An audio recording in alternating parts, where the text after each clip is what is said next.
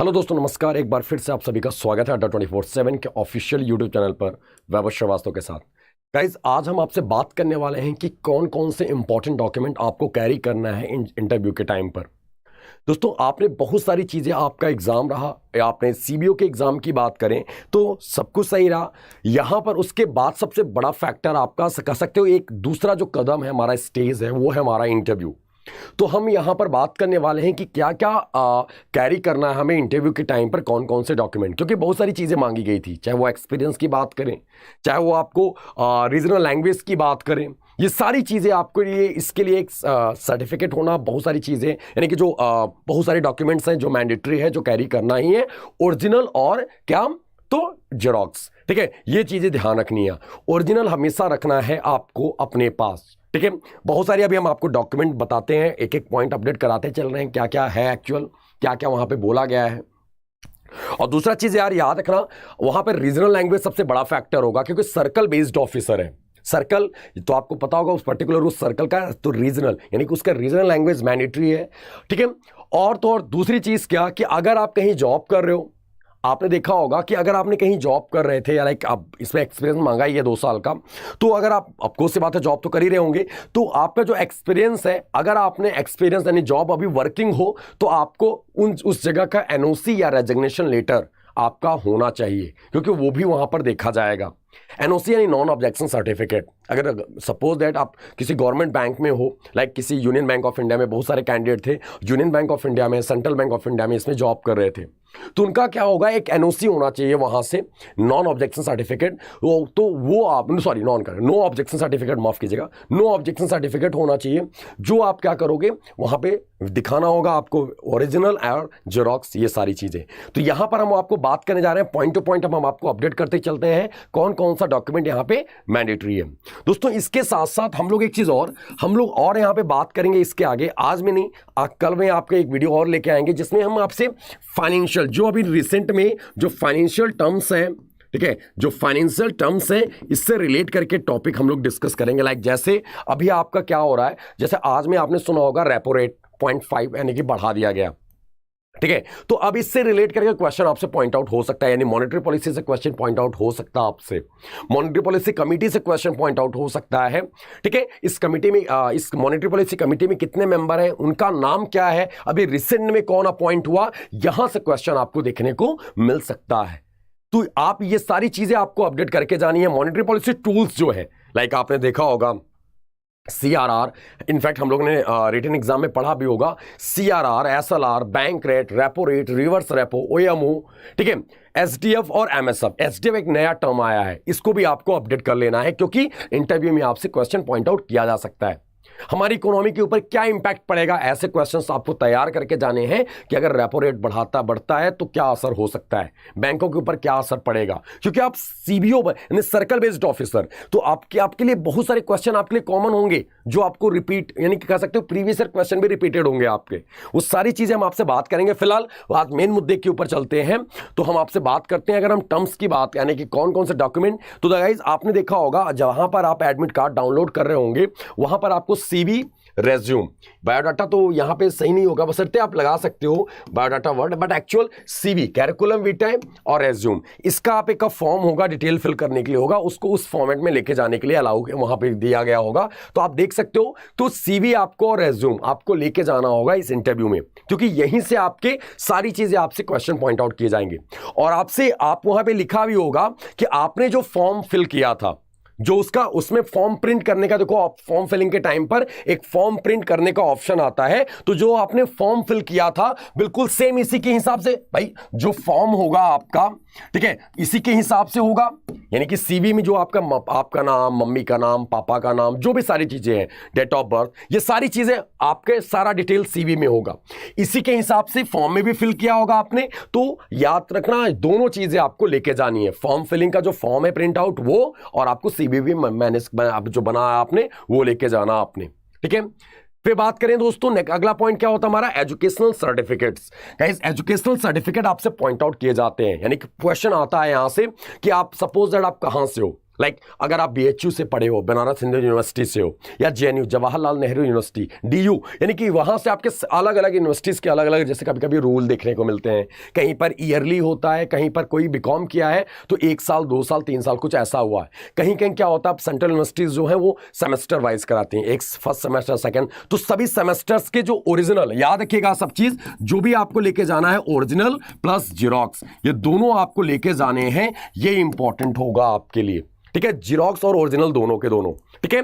तो गाइस यहां पर आपको ये सारी चीजें देखना है, अपने एजुकेशनल सर्टिफिकेट्स को लेके जाना है, are the second most important thing to take for you all your interviews, यानी कि इनफैक्ट अपने सभी इंटरव्यू में आपको ये डॉक्यूमेंट यानी जो आपके सर्टिफिकेट्स हैं ये तो मैंडेटरी हो जाते हैं, तो इसको आपको कैरी करना होगा। बार बार बोल रहे हैं क्या, ओरिजिनल और जीरोक्स, ये सारी चीजें आपकी जो चीजें हैं आप, ठीक है, अपना 10th आपने फिल किया होगा, अगर होगा तो ग्रेजुएट, यहाँ पे जो मांगा था नॉर्मल ग्रेजुएट मांगा था, तो नॉर्मल ग्रेजुएशन, तो उसका तो आपका 10th आप रख सकते हो, एज प्रूफ के लिए हो जाएगा, 10th 12th, ठीक है, ग्रेजुएशन, मास्टर्स, या फिर आपने और जो चीज़ें सारी हैं, जो जितने भी सर्टिफिकेट है, गौर कीजिएगा सारी चीज़ें को ओरिजिनल मैंडेटरी है, क्योंकि ओरिजिनल से वेरीफाई किया जाएगा, आपको याद रखिएगा। फिर आते हैं गाइस नेक्स्ट पॉइंट, और क्या होता है हमारा प्रूफ ऑफ एड्रेस। अब आप बोलोगे सर यहाँ पे प्रूफ ऑफ एड्रेस का क्या क्या मतलब पर्पस क्या है? Actual guys proof of address में क्या होता है, ये आपने जैसे बोला सर्कल, ये क्या है, सर्कल बेस्ड ऑफिस सर्कल है, CBO, ठीक है, तो वहां पर आपका रीजनल लैंग्वेज मैंडेटरी होगा। तो आपका एड्रेस कहाँ का है, आपने भरा, आप सपोज है कहां से, तो आप आंध्र प्रदेश से हो, आपने भरा है कहां से, यूपी से, ठीक है, तो कहीं ना कहीं ये मैटर कर जाता है। एक एग्जाम्पल हम आपको बता रहे थे, ऐसा नहीं होगा बशर्ते फिर भी एक बता रहे हैं। तो प्रूफ ऑफ एड्रेस पहली चीज। दूसरी चीज, किसी भी इंटरव्यू में आप जाते हो तो आपने देखा होगा फॉर्म फिलिंग के टाइम पर आपने एड्रेस मेंशन किया होगा, ठीक है। दूसरा चीज आपने एक करेस्पॉन्डेंट होगा, एक परमानेंट होगा, तो उसके लिए आपको प्रूफ होना चाहिए। आपका प्रूफ क्या है, चाहे आप कोई सा भी चीज हो, तो वहां पर आप लगा सकते हो प्रूफ ऑफ एड्रेस क्या होगा। तो वहां पर आपने फॉर्म फिलिंग में अगर नोटिफिकेशन भी पढ़ा होगा तब भी आपने देखा होगा Aadhaar card, voter ID card, driving licence, bank passbook statements and other documents issued by the government, जो गवर्नमेंट के द्वारा इश्यू होते हैं, इनफैक्ट राशन कार्ड भी चलेगा। तो आपका ये मैंडेटरी है, सारी चीजें रख लेना, आधार रख लेना आप लोगों ने, पैन कार्ड रख लेना आपको, ठीक है, एक एड्रेस प्रूफ के तौर पर, अगर पासपोर्ट है तो पासपोर्ट रख लो, और वोटर ID कार्ड है तो वोटर ID कार्ड रख लेना। ये तीन चीजें तो मैंडेटरी हैं, हम बार बार बोल रहे हैं, सब चीजों के ओरिजिनल, ठीक है, ओरिजिनल प्लस जीरोक्स ये दोनों होना चाहिए, ठीक है, ये आपको ध्यान रखना है, ओरिजिनल प्लस जीरोक्स ये मैंडेटरी है गाइस आपके लिए, ठीक है, ये ध्यान रखना आप लोगों ने। प्रूफ ऑफ एड्रेस यानी कि एड्रेस होता है, हम किसको नौकरी दे रहे हैं, कौन सा बंदा है, कहां कर रहा है, क्योंकि क्या होता है कभी कभी एक चीज और गौर कीजिएगा, जब आप जॉब करते हो कहीं पर, तो आपका वेरीफाई, जब आप जॉब सेलेक्ट हो जाते हो तो आपको पता होगा, इनफैक्ट जो हमारे दोस्त हैं यहाँ पे बैंक में होंगे, गवर्नमेंट बैंक में होंगे, ठीक है, तो आपने देखा होगा उनको कॉल भी आती है, तो जब वो आता है वेरिफिकेशन होता है उनका, तो कहीं मैच कराया जाता, तो वो उस टाइम के लिए प्रूफ के तौर पर रिकॉर्ड में मेंशन में ये रखना होगा, ठीक है आपको। फिर आता है दोस्तों अगला पॉइंट, आता हमारा caste religion certificate, EWS, economically weaker section. Guys आपको सभी को पता होगा इकोनॉमिकली वीकर सेक्शन, EWS का भी सर्टिफिकेट मांगा जाता है। अगर आप OBC हो, OBC क्रीमी लेयर है, उसका अगर आपने फायदा उठाया है तो उसका भी आपको सर्टिफाई यानी कि सर्टिफिकेट दिखाना पड़ेगा यहाँ पे। तो यहाँ पर ये भी आता कास्ट रिलीजन सर्टिफिकेट और EWS, क्योंकि अगर रिजर्वेशन होगे, रिजर्वेशन कैटेगरी में हो आप, तो वहां पर आपको ये दिखाना पड़ेगा, ये मैंडेटरी हो जाता है आपके लिए, ठीक है। इकोनॉमिकली वीकर सेक्शन वाला तो मैंडेटरी है, आपको रखवाना होगा। उसमें कुछ चीजें, एक चीज और देख लेना, आपका पुराना वाला सर्टिफिकेट कहीं तो नहीं मांग रहा है, जिस समय आपने फॉर्म फिल किया था उस टाइम का तो नहीं मांग रहा है, लेकिन जो भी है, इनफैक्ट आई होप कि आपको आपके पास वो सारी चीजें होंगी, तो आप ये देख लेना, ठीक है। कास्ट और EWS ये सर्टिफिकेट मैंडेटरी है, क्योंकि रिजर्वेशन वाली बात है। क्या होगा, सपोज दैट आप सेलेक्ट हो गए हो EWS के अंडर में और आपके पास EWS का सर्टिफिकेट ही नहीं है, तो आपका कैंडिडेचर रिजेक्ट भी कर दिया जा सकता है। तो ये चीजें ध्यान रखना, ये इंपॉर्टेंट हो जाएगा, नहीं है तो आप अपडेट करवा लो, बनवा लो कहीं से, ठीक है। फिर आते हैं दोस्तों एक्सपीरियंस सर्टिफिकेट। यार सबको पता होगा 2 साल का एक्सपीरियंस मांगा हुआ था, तो इसमें एक्सपीरियंस मैंडेटरी है, तो आपके पास तो होना ही चाहिए। जहां पर आप जॉब कर रहे हो, कुछ कैंडिडेट थे मेरे साथ, मेरे को पता था, ग्रुप में थे, उन्होंने बोला कि सर हमारे पास एक्सपीरियंस, हमारे पास सैलरी स्लिप है, वो मैटर नहीं करेगा यहाँ पे, ठीक है। जहां तक मेरे को पता है कि वो मैटर नहीं करेगा, आपको एक्सपीरियंस लेटर होना चाहिए, जो आपका आपके जो प्रीवियस यानी जो एम्प्लॉयर है वहां से आपको एक्सपीरियंस लेटर इशू करवाना होगा। आपको इतने दिन का इतने साल का एक्सपीरियंस होना चाहिए विद ड्यूली स्टैम्प्ड। ठीक है, तो ये ध्यान रखना आप लोगों ने, एक्सपीरियंस सर्टिफिकेट ये मैंडेटरी हो जाता है आपके जॉब जो सपोर्टिंग डॉक्यूमेंट्स में। अगर यहां पर स्पेशली मांगा गया है तो आपके लिए मैंडेटरी है, आपको तो ये दिखाना ही होगा क्योंकि इसमें एक्सपीरियंस मांगा हुआ है। अगर आपका इसमें क्या लिखा हुआ था, लिखा ये हुआ था शेड्यूल्ड कॉमर्शियल बैंक, ये लिखा हुआ था scheduled commercial banks. Scheduled commercial bank में आपके प्राइवेट बैंक भी आते हैं, फॉरेन बैंक्स भी आते हैं, पब्लिक सेक्टर बैंक्स भी आते हैं। गाइस याद रखिएगा शेड्यूल्ड कॉमर्शियल बैंक्स। ठीक है, और तो और अगर दोस्तों प्लस इसमें और लिखा था आरआरबीज यानी कि रीजनल रूरल बैंक्स। अगर रीजनल रूरल बैंक्स में भी आप जॉब कर रहे हो, 2 साल आपको हो गए हैं, तब भी आप सीबीओ के लिए अप्लाई कर सकते थे, उसका भी है। तो इन सब का क्या होगा, एक्सपीरियंस लेटर होना चाहिए आपके पास। ठीक है, तो आपको दिखाना होगा यहां पे।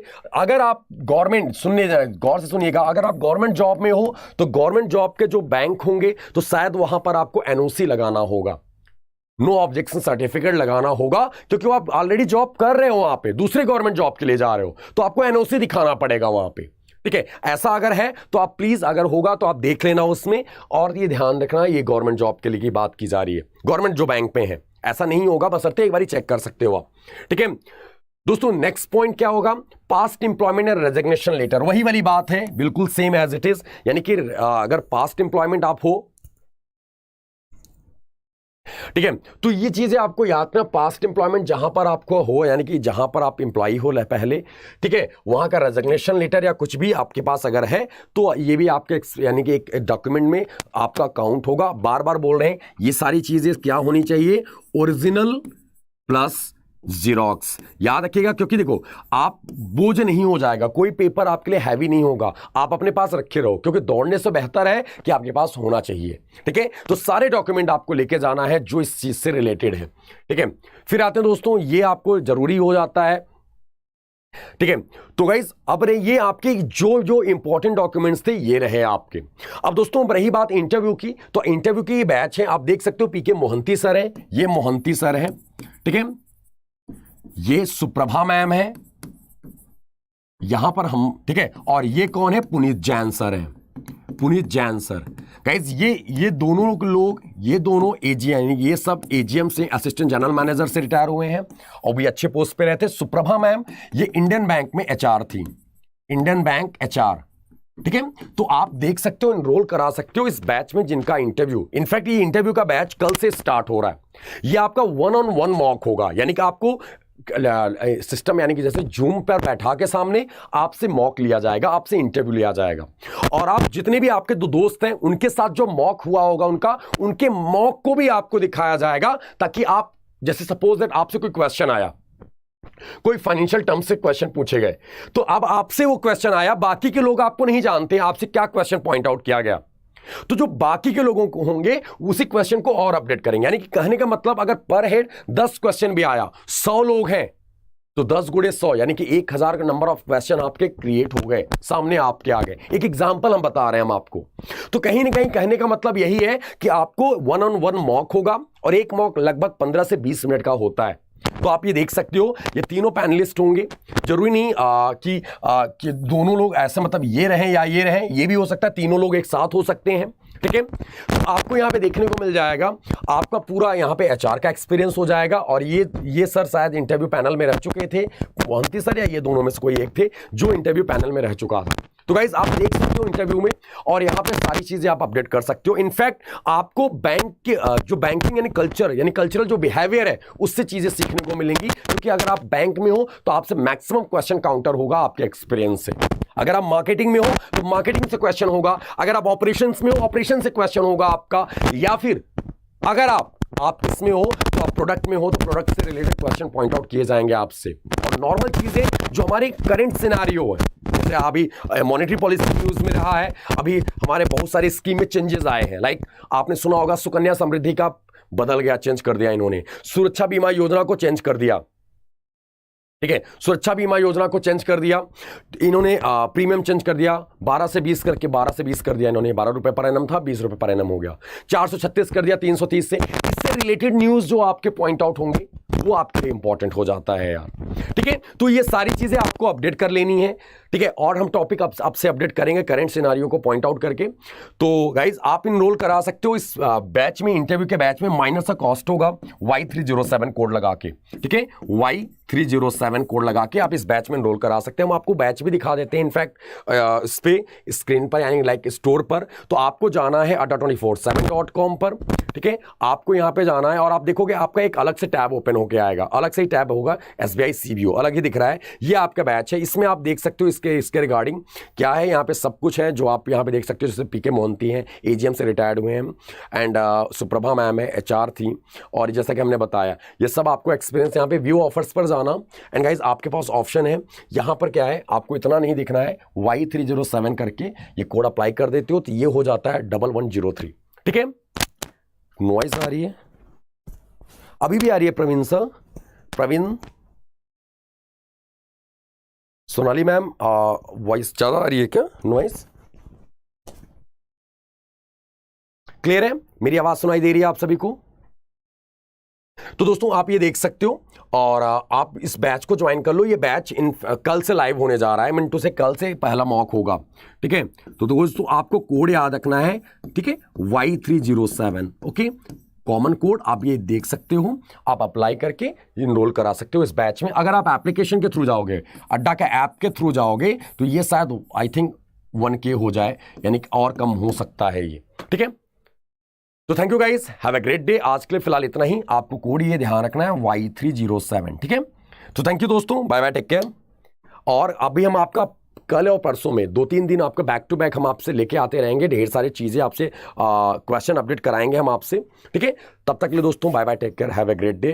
थैंक यू दोस्तों।